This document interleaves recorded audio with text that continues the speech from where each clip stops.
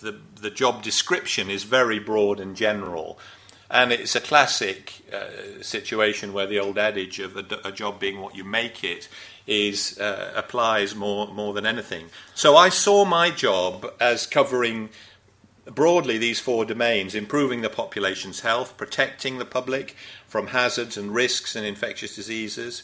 I had a role within the National Health Service. It was before the days of an NHS medical director taking over that part, so I'd always been interested in the quality and safety of care, and tasks related to reforming medicine or medical practice, or looking into things which are crises or scandals or problems. So these were the four areas that I set out to analyse the population's health, look for things that needed to be done, identify problems, champion the need for change, and try and achieve change. High on my list was tobacco. In calling for action on smoke-free public places, which I did in 2 of my annual reports, I decided not to do that immediately. I came into post because I didn't think I would have the clout. I wanted to build up the credibility with government and the media and the public as much as I could, because I felt this was a card that if you played it and it went wrong, then and you lost, then it would be a long time before you could play it again. It was a bit of a battle internally, because the first argument that was made was that it would lead to the end of pubs and the leisure industry and so on. So in my next year, I looked at the evidence and showed that the economic case was actually favourable. So it was actually over 2 reports that I had to produce the recommendation in order to knock down the arguments. And then the only argument left was an ideological one. We were then on a path for what turned out to be a free vote, and there was a massive parliamentary majority. The lesson of tobacco control and of public health generally is that you can seldom do it with one intervention. You need to have a range of evidence-based interventions and keep pushing them. But as I was championing smoking, another public health demon came into my sights and into everybody else's sights, and that was the problem of alcohol. Because again, there was this point about, well, if people want to drink, they can drink. They're free to do it. But I wanted to create the parallel with passive smoking. So we used this term passive drinking to show that the damage caused isn't just to the individual, but it's wider than that.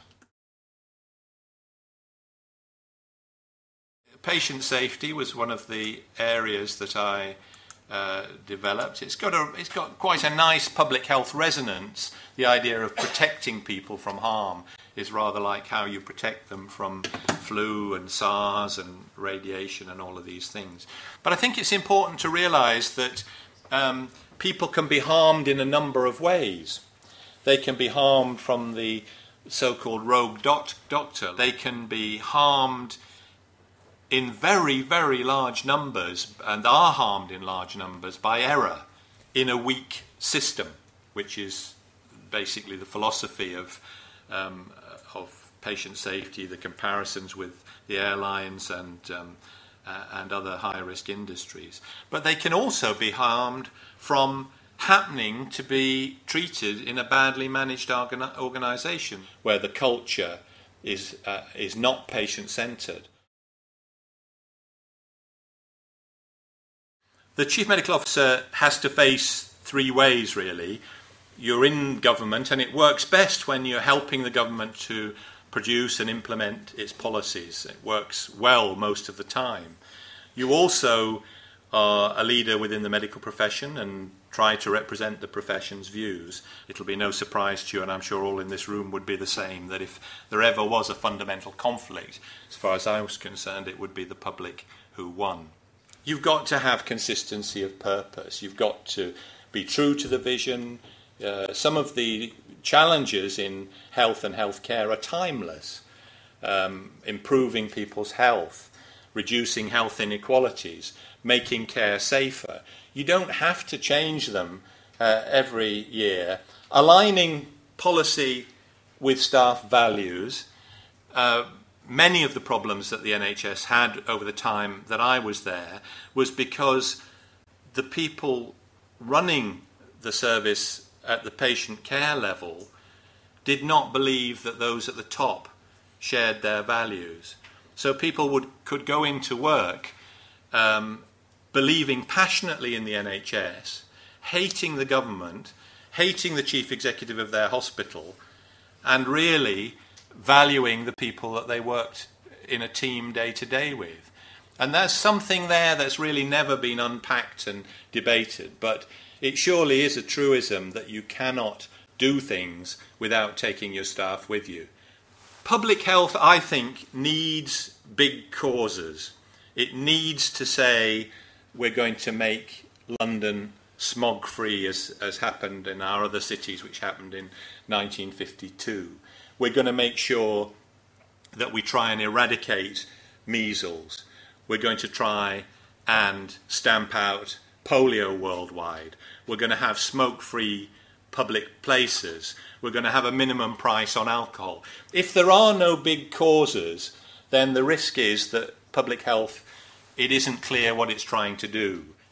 One of the other things which dogged the sort of complaints I used to hear regularly for the health service was that the centre was always demanding information and nobody knew what they did with it whenever they got it. And the virtuous circle or cycle of receiving information, adding value to it, and then giving it back to people in a way that gives them deep insight into how to do their job, that never happens. But the biggest leadership lesson of all is that most of the lessons of things that happen are not learned and acted on. And I'm afraid that history too often repeats itself.